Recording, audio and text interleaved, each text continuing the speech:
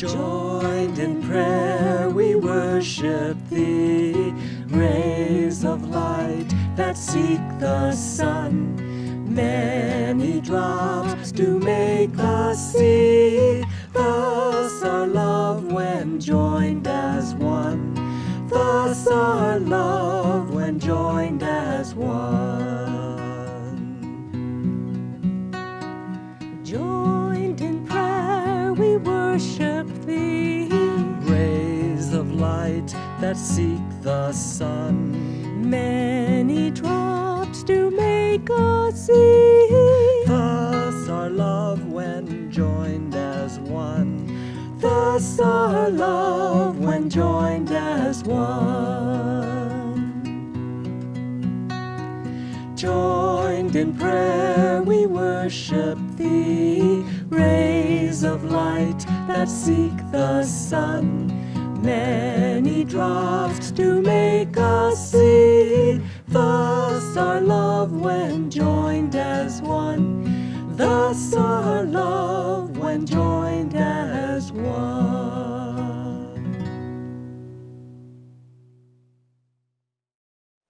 Well, welcome friends. I'm so glad you were able to join us today for Sunday service at Ananda Village in Nevada City, California. It feels like an important time for us to be together, to draw on the light of God, the light of the Masters, and to act as beacons for that light into this world, to send our peace into many hearts everywhere. My name is Nayaswami Anandi. This is Nayaswami Bharat, and we're very happy to be with you today. I'll now read from Rays of the One Light, which is a book on comparing parallel passages in the Bible and the Bhagavad Gita, written by Swami Kriyananda. And this week's reading is, Why Do Devotees Fall? Truth is one and eternal. Realize oneness with it in your deathless self within. The following commentary is based on the teachings of Paramahansa Yogananda. An endlessly fascinating question is, why did Judas fall after receiving the extraordinary blessing of being accepted into the inner circle of Jesus Christ's disciples? For Judas was one of the 12 apostles, yet he betrayed Jesus and earned for himself the opprobrium of Christendom for all futurity for his sin. We find Judas reprimanding Jesus just days before that betrayal.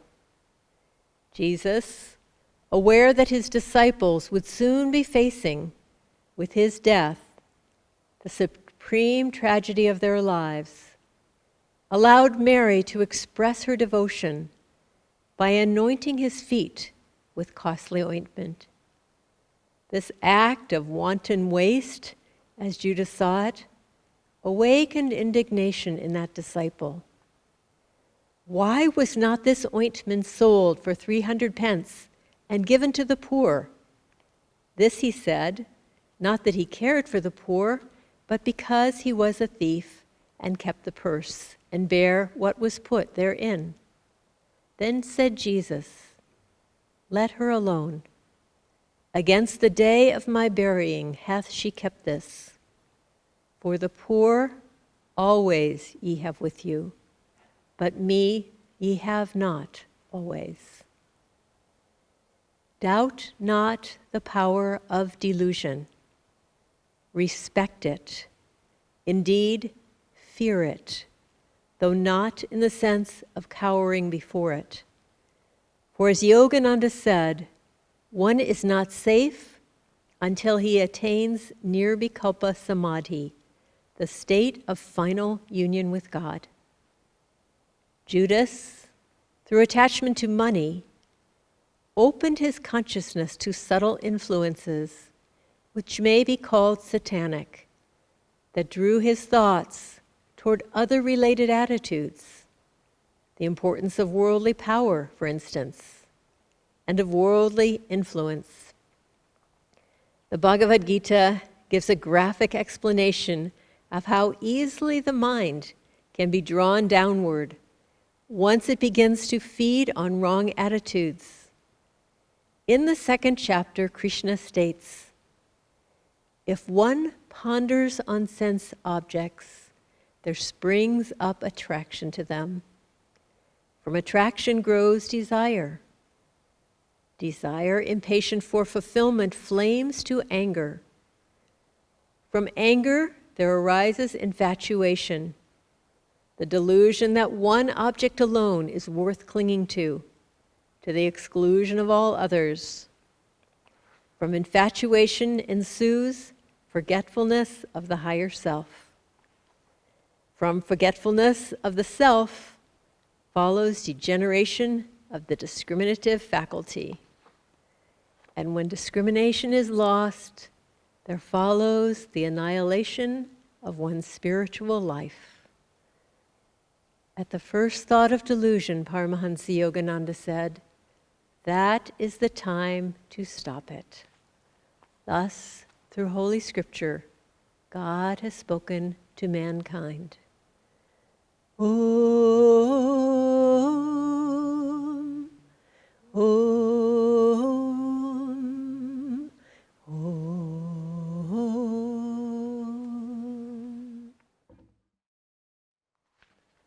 Good morning. I'd like to read from Whispers from Eternity, Mystical Poems by Paramahansa Yogananda.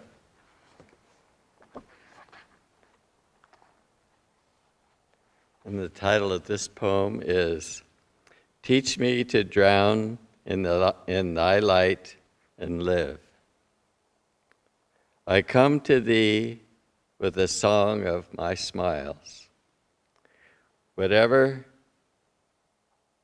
eyes are getting a little weaker, "whatever treasures have lain in the secrecy of my soul, I bring eagerly to thee. I bring thee all the honey from the hive of my heart. All that was ever mine is now thine alone. The sunlight of this world, shining upon my eager hopes and brief fickle fulfillments, burn me repeatedly with dissatisfaction. Now I will quench my thirst forever in thy radiant waters. The taper of my aspiration towards happiness will burn aflame with thy coming into a conflagration of bliss. In thy vast, exchanging sea of light, I will swim joyfully forever. Teach me to drown in thee and live rather than live in a mirage paradise of earthliness and die." Jesus spent 40 days in the wilderness, fasting, meditating, and probably doing Kriya Yoga. And he was tempted many times by the devil. And at one point, the devil took Jesus high up on the mountain where he could just see all the kingdoms before him. And Satan offered Jesus to have dominion over all these empires if he would follow him. And Christ said, "Get thee behind me, Satan, for it is said that one should only bow down before the Lord our God." And as the soul progresses, Satan seems to offer us more and more grandiose things that can be things that we sort of secretly have wanted as a soul all our lives. And it can be a real temptation and challenge for us. Now, Satan takes a special interest in those souls that are getting awful close to liberation, but he still has his ways with us who are just starting out on the path.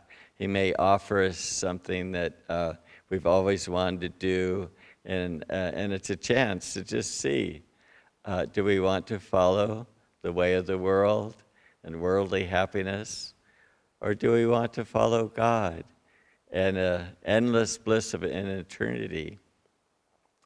There was a man at Ananda. He was an early student of Swami Kriyananda, and when Swami was teaching in San Francisco.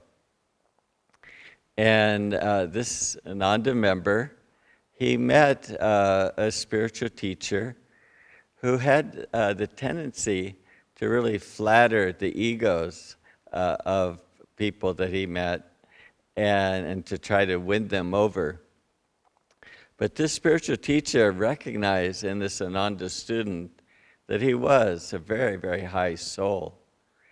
And this spiritual teacher told the Ananda member that if you follow me, I will make you the president of my organization, the main teacher, and you'll be well known throughout the world if you do this. And this Ananda member, being relatively new to the teaching, but still a high soul, he was tempted by this offer to be the face of this spiritual work and to have the opportunity to teach. And soon after that, Paramahansa Yogananda came to him in a dream, and he told the Ananda member that, yes, you could follow this spiritual teacher and you can acquire worldly fame, and people will know you and you'll be revered as a teacher. Or you could follow Ananda and Swami Kriyananda and of course Yogananda, and you can serve in obscurity. And if you do this, you won't be using up your past bad or your past good karma. You will progress much more quickly towards your final goal. And this Ananda member was an intelligent man, and he knew enough to take that choice. And so he continued to devote his life to Yogananda's teachings, and he worked in town at a tech company very humbly, and he was very quiet, but very, very deep, and he progressed very, very far towards liberation. It's not for me to say how far he went, but Swami spoke very, very highly of this individual. And, as a sign of spiritual maturity is when we have total indifference to everything in this world except for God's love.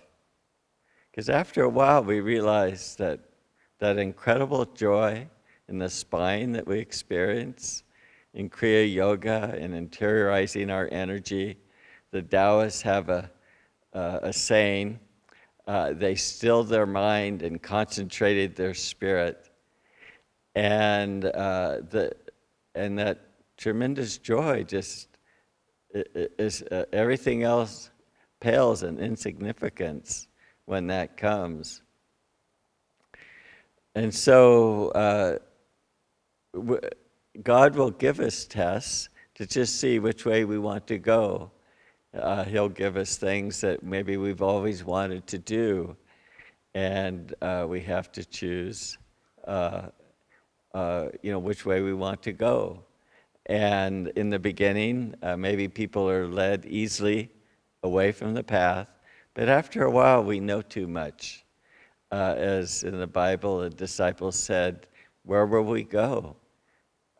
We've tasted God's joy and bliss, and everything else is insignificant in comparison to that."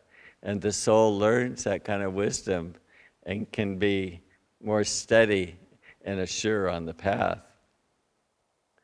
The meek shall inherit the earth. And thinking about this Ananda member who served in obscurity, very humble, a lot of people in the community really didn't know who he was, and the greatness of his spiritual realization. And they have a saying in Taoism that says, the ocean rules all the other hundreds of rivers that flow into it, and that's because the ocean is humble and is taking the lowest place, the lowest elevation, and all the seas fall into it.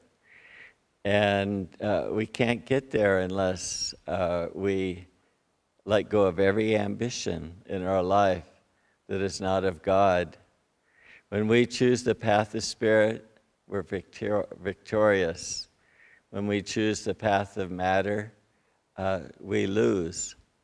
And we just get involved with delusion over and over again. Yogananda said that when we reject the light, we close our eyes to that light. It's not God's fault. It's our own choice. We live in that darkness.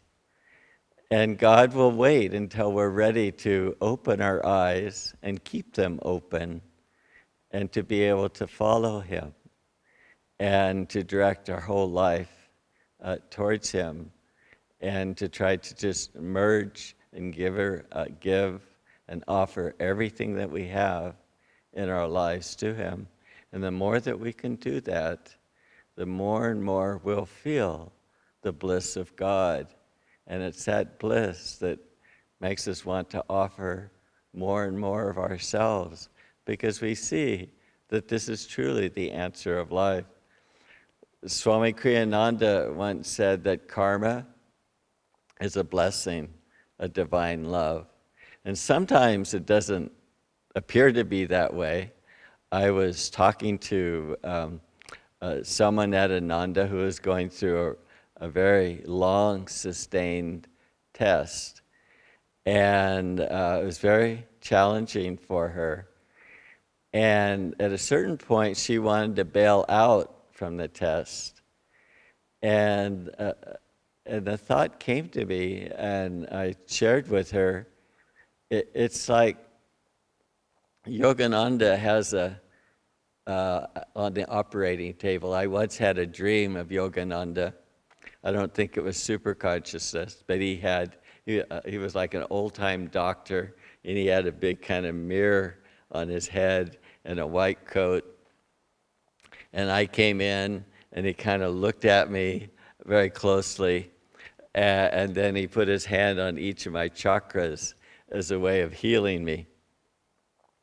Well, we know Master comes into our body every night, our astral bodies, with his astral body. But getting back to this woman, it was like Yogananda had been operating on her on the table for half the operation, because she had gone through a lot and stayed with it. But at a certain point, she said, I just got to leave. I'm out of here. And I said, it's like Yogananda is halfway through your operation. And he's not going to be able to finish if you just bail out.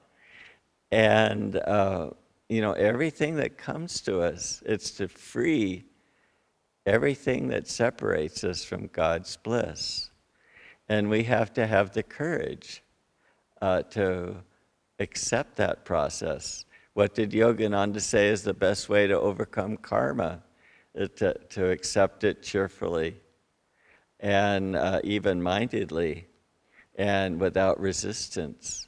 And when we can, it diffuses the intensity of the spiritual test, because we aren't resisting it, we aren't fighting it, and we're flowing with God's will in our life.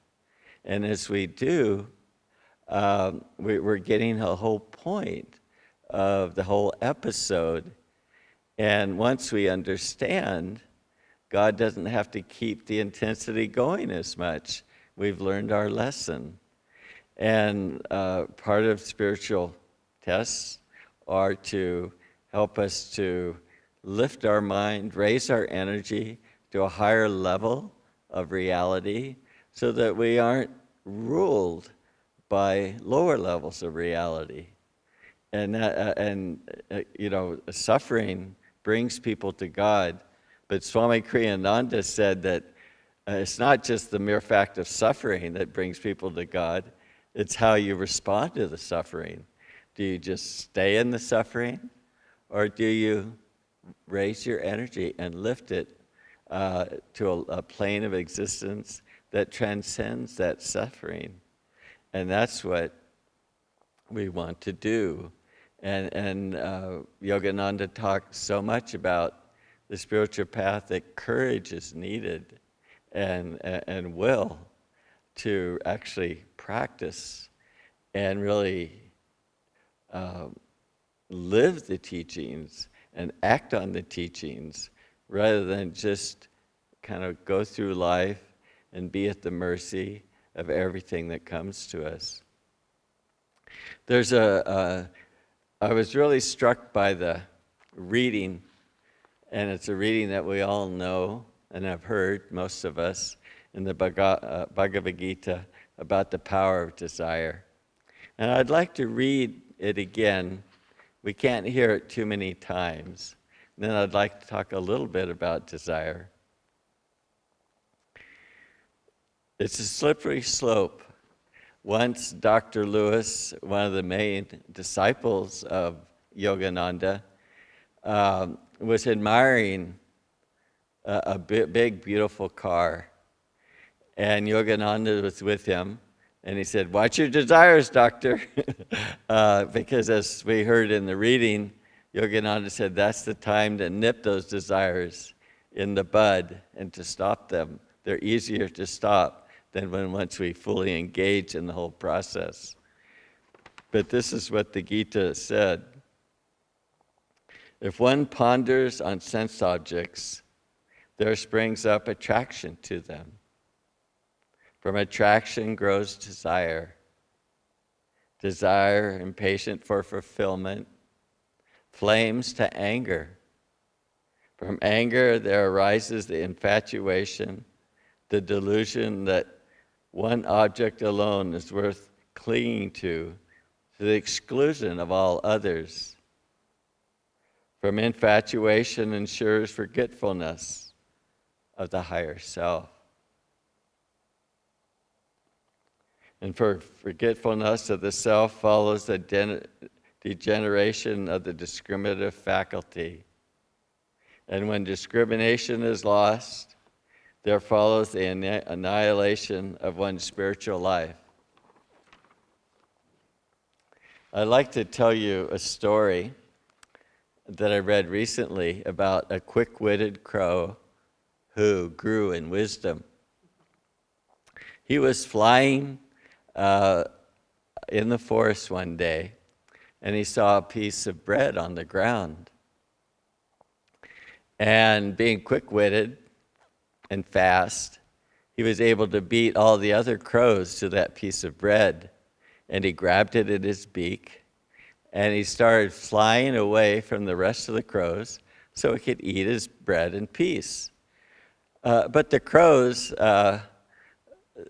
they're a community, and they like to watch each other. And they're, I think, a little bit jealous of each other, because if somebody has something, they want it. And so all the other crows started chasing our quick-witted crow to try to grab that piece of bread from him. And our quick-witted crow had to fly really fast, and as the other crows dived and came from every angle, he had to twist and dodge. And he did this for 2 or 3 hours, trying to avoid all the other crows so he could eat his piece of bread.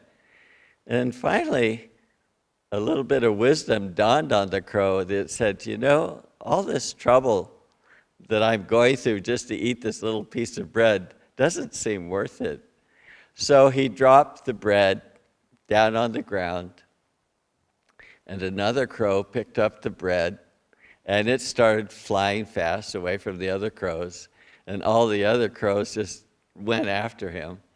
Well, our quick-witted crow who learned wisdom decided to fly under on a branch on a tall tree, and he sat there in the shade, just serene, with a feeling of tranquility, and thought, this is the way to live. And whenever we put our desires on things that are impermanent, unreal, they never last. They're gone in a moment. Swami Kriyananda talks about that desires, what happens with desires is that they're restless, and they facilitate, and there's always an energy blocking that desire because we're living in duality, and there's opposite forces to each desire. The Greek talks about the way up and the way down are the same because they're just opposite poles of the same thing, because everything is in polarity, in duality. And when we live in the world of duality, and that means that we're reacting to things that aren't real, and we can only go so far out, and then it's going to swing the other way. We're living in a world of opposition, and there are all these forces in the universe that oppose us. And it's hard to make headway.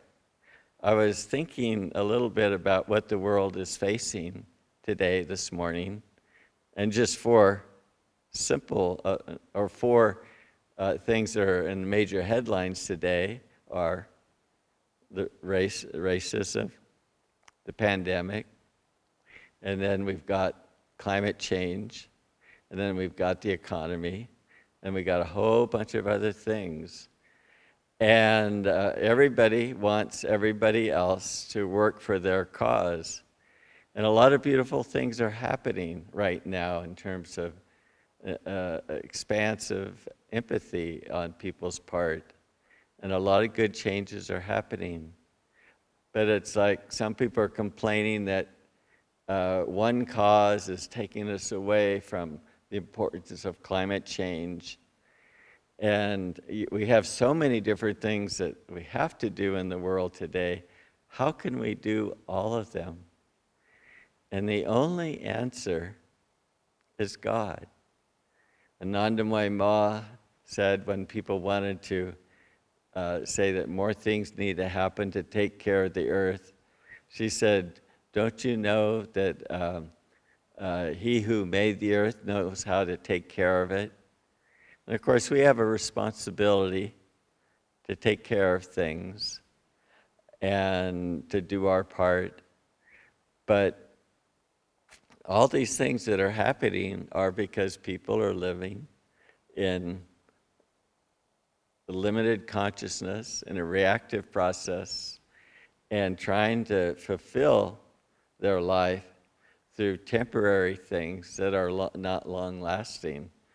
And there's always an opposing force when you're trying to create change that way, if your consciousness is on that level.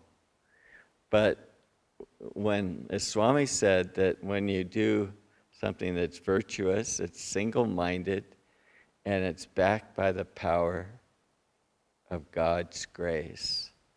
And in that stillness, we transcend the reactive process.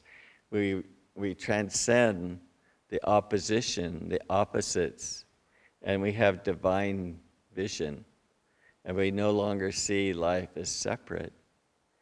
And it's that separation that causes us to feel pain and suffering and to seek outside ourselves for fulfillment. And so to come back and be a simple devotee that just puts God first, there's a purity in our lives when we live that way. and there's a harmony that brings things together. Paramahansa Yogananda said that love is the most subtle principle in the universe. It harmonizes and unites. And it takes yoga insight in order to see that level of life, that everybody's experience of life is different, and it's depending on their consciousness. You can see the war and strife in life, or you can feel that so many people in the wilderness, so many saints, have said that the world is made from love.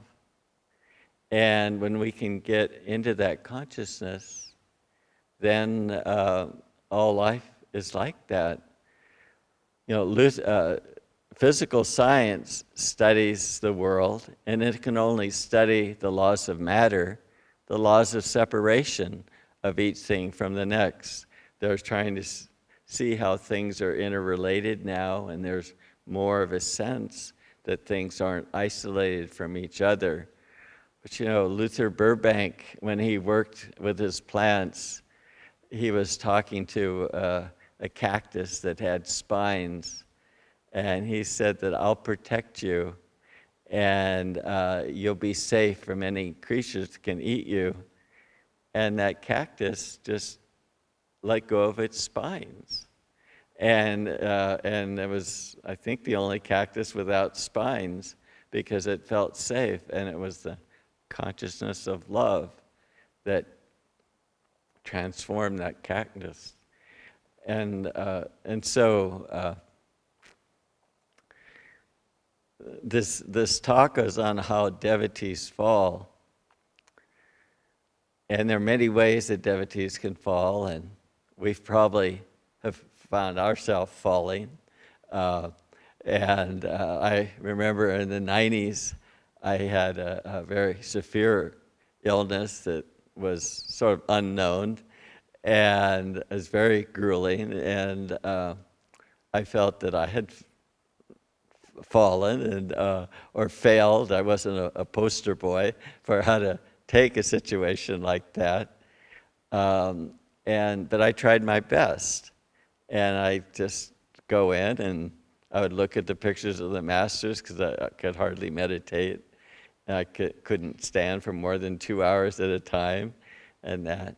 But after going through that period, I felt just this incredible feeling of freedom and not having the sense of doership. And one psychic, in giving me a reading, said that it was very rare to see someone go through so many challenges and change in incarnation.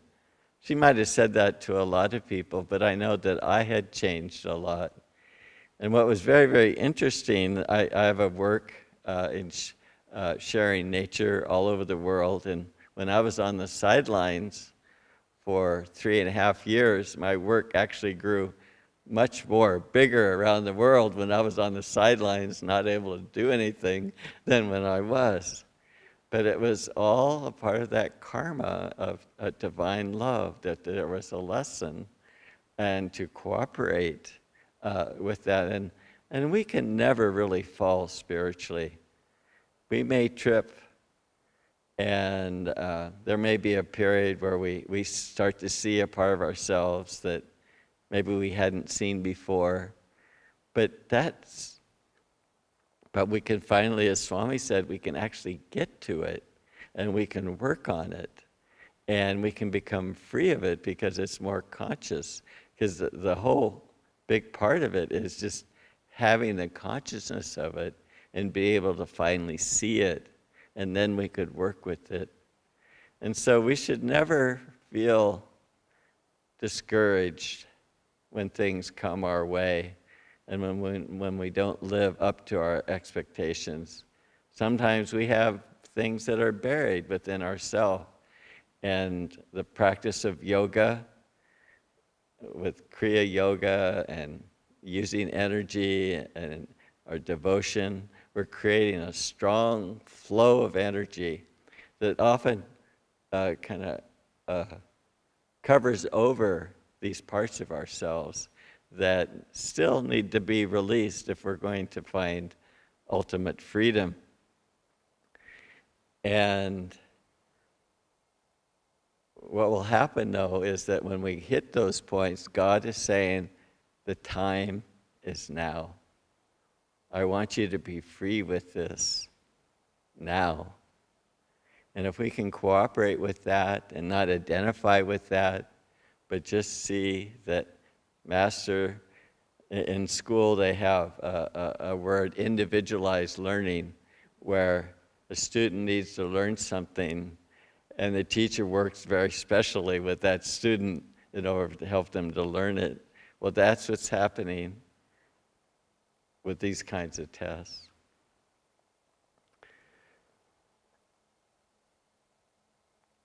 There's a story about a master and his disciple. And in a previous life, the master said that he wanted to free this disciple, and the disciple forgot about that promise.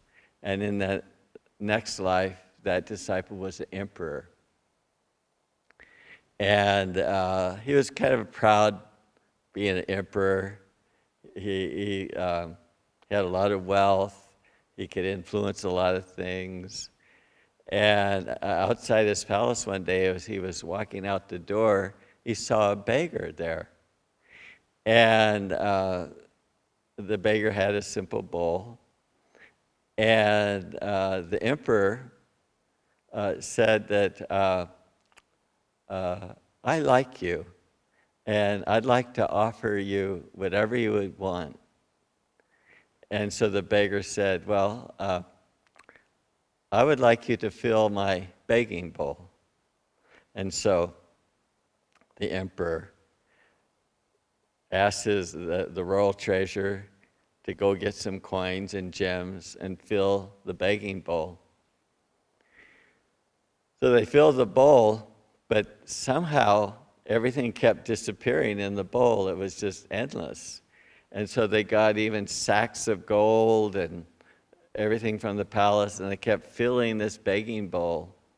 And nothing could fill it. And word got around in the palace, and everybody came around. And it was very important to the emperor that he be able to satisfy this beggar's desire. He saw it as having a loss of faith, And finally, it was sundown, and they'd pretty much cleaned out the royal treasury. But the emperor said, I don't care if I lose my whole kingdom. I want to fill this begging bowl. And finally, everything was cleaned out of the palace. And he said that I see that I have failed, but could you answer a question that I'm curious about? Could you tell me what this begging bowl is made of?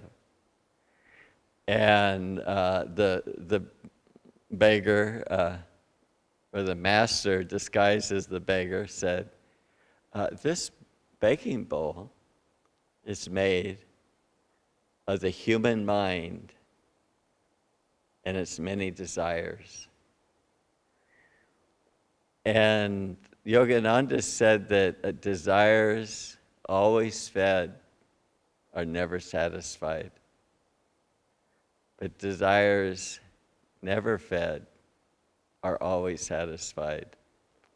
And so desires just create more desires and more matter consciousness and more separation from God. There's wholesome desires to help other people. Swamis call them divine desires on our way to liberation. Eventually we want to see that God is the doer and is fulfilling all goodness in the world and not have a sense of doership. But there's a transition phase. But this emperor started to realize who he was and he went off with the master and to cut himself off from every desire that he had had before, and he found freedom in that life. And so this is the nature of desire. In the reading today, we said that we should fear delusion. Swami Kriyananda, he talked about this world is a world of consciousness. This world is not inert. And that there are many consciousnesses in this world. And our consciousness, depending on its layer, tunes in to different aspects of consciousness that are much, much bigger forces than our own. And these forces that we tune into have a tremendous amount of magnetism and influence on us, and really, essentially, take us over. And so it's so important to avoid anything that can bring our energy down, because we're playing with energies that are a lot stronger than our own. And so it's just a matter of where we put our attention. If we lift our attention up to the spiritual eye and we do our practices, our consciousness becomes more and more a consciousness attuned with the inner light and with God. And so this is, this isn't a problem that we're probably going to be facing in the next couple of weeks, but when a person experiences Savakapi Samadhi, they feel their oneness with spirit, with all creation. But there's a tendency to feel like this is all happening to me and feeling special. And this attitude has to be released, so that you just see that it's all God and there's no self-identification with the experience. Well, we can use this in more practical ways in our lives, where we just feel that God is acting through us, is the doer, and all the glory goes to God, and just offer everything to God, more and more feel that God is the doer. There's a beautiful story about Drupada, and he was a simple weaver in his village in India. And he was a great devotee of Lord Rama. And when he would weave his cloth, he would just constantly repeat the name Ram, Ram, Ram. And when he'd take his weavings to the marketplace, he would say to the people, because they barter in the marketplace, but he would say, by the will of Ram, the cloth costs 1 rupee. And the labor costs 50 pies, I think that's how you say it, which is, I think, a half a rupee. And so the profit is 75 pies. So the total would be 175. And everybody felt like Drupada would not cheat somebody, and they happily paid the price. Well, one evening after work, Drupada was sitting on the veranda of his little hut, and 3 robbers were walking down the street, and they were carrying a lot of loot, and which quite a bit was heavy, and they were having trouble carrying it all away. And they looked over and they saw Drupada chanting the name of Ram on his veranda, and they said, he's a hefty fellow. Let's get him to carry all the stolen goods and put him on his head. And they threatened to thrash him if he didn't. And so Drupada thought, by the will of Rama, I'm being asked to carry these packages. And so they walked along another block, and there were 3 policemen who ran out, and the robbers all disappeared, and there was Drupada carrying all the stolen goods by the will of Rama. And so they arrested him, they took him to jail, and everybody in the village was shocked because they knew how great a soul and devotee of Rama that Drupada was.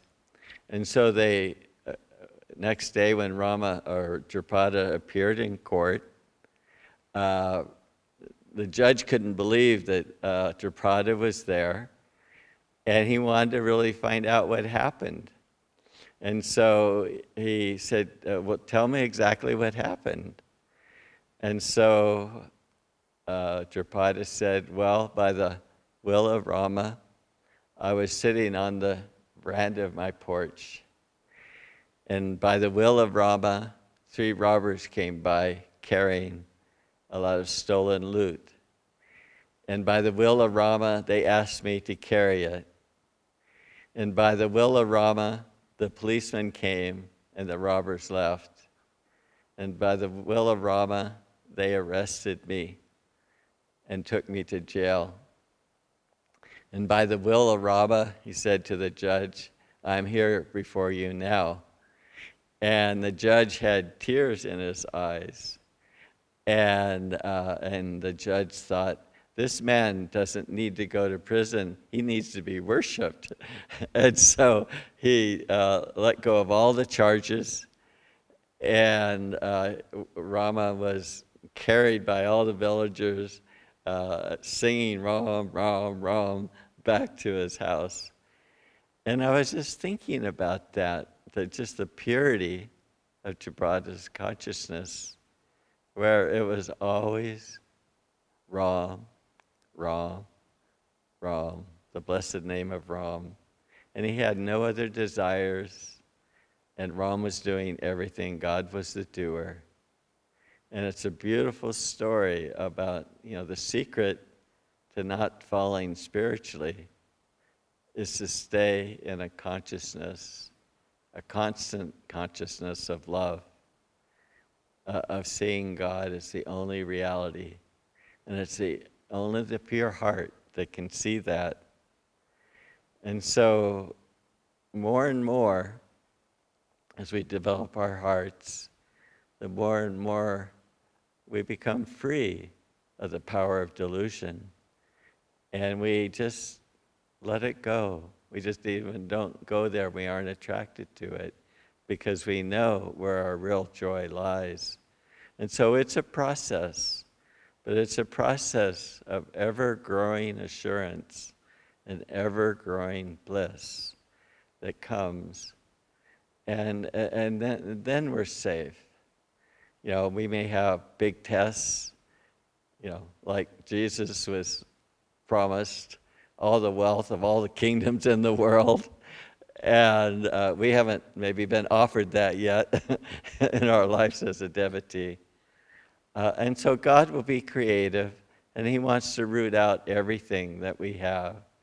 But our real strength is our love and dedication to God, and that communion with him where we more and more feel that it's his love, his bliss, that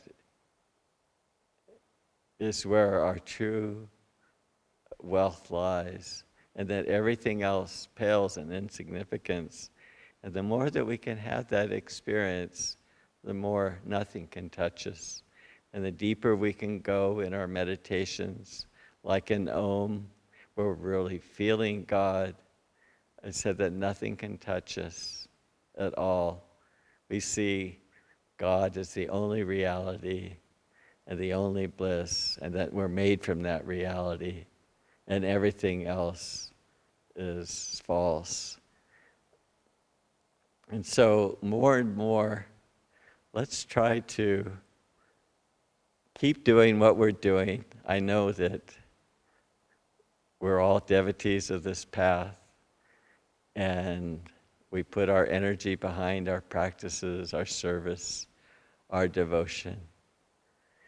And as long as we keep doing that and we don't become too identified with any momentary slips on the path and don't give them any more power than they deserve, they're just something that comes up and for us just to be done with. The more we have that perspective and the more that we throw our feet at the foot of the Guru, and you can say Swami Kriyananda too, the more we'll pass through all the different things that devotees pass through. There was a disciple with Yogananda, and he saw all the devotees running a race. And these devotees were running, and most of them fell down. And some stayed on the ground for a while, and then finally they got up. Others fell down, they quickly got up and kept running. And Yogananda said that was a true dream, a superconscious dream. And so the path is creative, varied, filled with drama and interesting episodes in our lives. But if we just keep moving forward and we keep our eyes in the eyes of the consciousness of Master, we'll sail through every delusion much more quickly, and we won't get caught by anything because our mind is totally on God and His grace and the incredible bliss of His presence. Bless you all. For offertory, I offer the Psalm of David by Swami Kriyananda.